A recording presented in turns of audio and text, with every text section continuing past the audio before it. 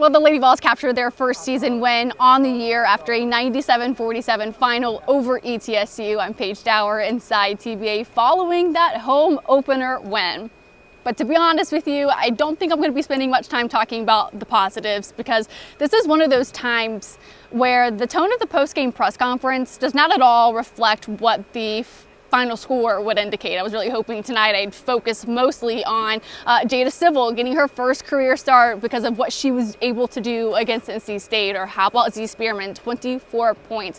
She came alive offensively, felt and looked so comfortable, especially from the perimeter. And Kim Caldwell says if she really leans into her role, she could be one of the best bigs in the country.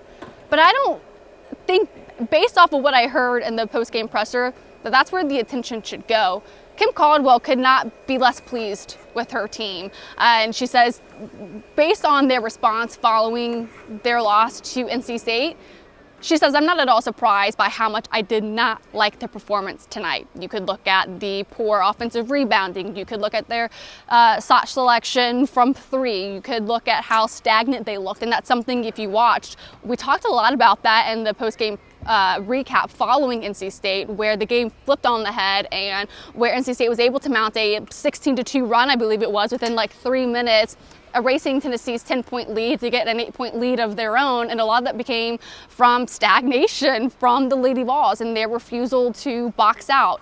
The same trends that we saw against NC State reared its head once again against ETSU, just this time the Lady Vols were a much superior team. And what ends up becoming frustrating is when you pay a team to come play you and you don't execute on the details, and you kind of embarrass your own self because of your inability to do the small things. Kim Caldwell says, I want my team to be obsessed with the details. I want them to be obsessed with passing the ball, creating shots for each other, for moving around. And she says the focus after this game, she says, I'm going to make sure we are all doing things without the ball in our hand. I want us to be moving even if we don't have the ball in our hands. And we saw how they did not do a lot of that here against ETSU. And I think that's specifically why, if I look at the box score, they went from holding ETSU to 5 and 9 points in the first two quarters to allowing 17 and 16 in the second half. A lot of that had to come down to the inability to box out. I asked Kim Caldwell, I said, Z Spearman highlights how the answer as to why they didn't have really any offensive rebounds tonight is because they didn't box out. But I said,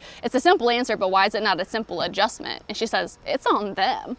They have to want to box out. They have to want to go out there and get the offensive rebound. And before or until they realize how important it is, she says, I don't know if I'm going to see change. She said practice following NC State was horrendous. She didn't like their response immediately following that loss, and it kind of bled throughout the entire week. And I even saw in the huddle during the game, I think it was Jersey Wolfenberger talking to her teammates, like, we have 0 O boards. Like, we have nothing. They finished the day with 17 offensive rebounds. They were a little bit better with the defensive rebounds with 28, but they certainly got bullied a little bit down in the post against ETSU, where they were able to, I think it was 24. Yeah, it was 24 defensive rebounds for ETSU. And the issue is that you're not going to be able to out jump all of your opponents. You're able to do that against ETSU because you have length.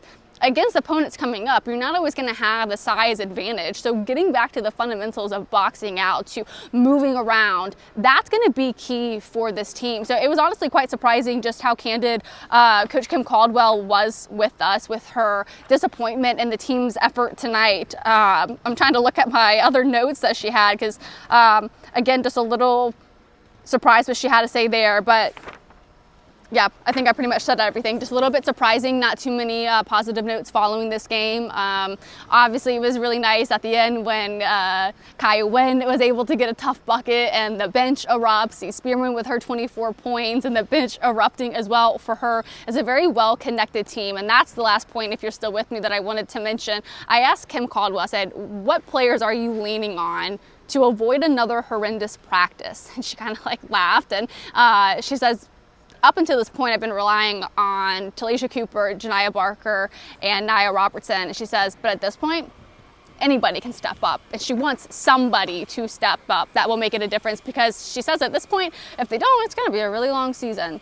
So I think this is definitely a good reality check for the team, and I think if what we saw tonight continues, it's not going to be one possession losses to another top 10 opponent. It could be a bit worse, but we'll have so much more coming up this week with Tennessee men's basketball back in rotation, and with the Lady Vols and their very quick turnaround getting ready for UT Martin, the alma mater of the legendary Pat Summit. So make sure you have your notifications on and have highlights from tonight's game back on the homepage. If that's something you guys enjoy, please let me know, and I will continue to do that or get it out a little bit faster. But yeah, certainly stay tuned. We'll have much more from this game and this weekend coming up on FullDisclosurePro.com and here on our YouTube page. I'll talk to you guys later this week.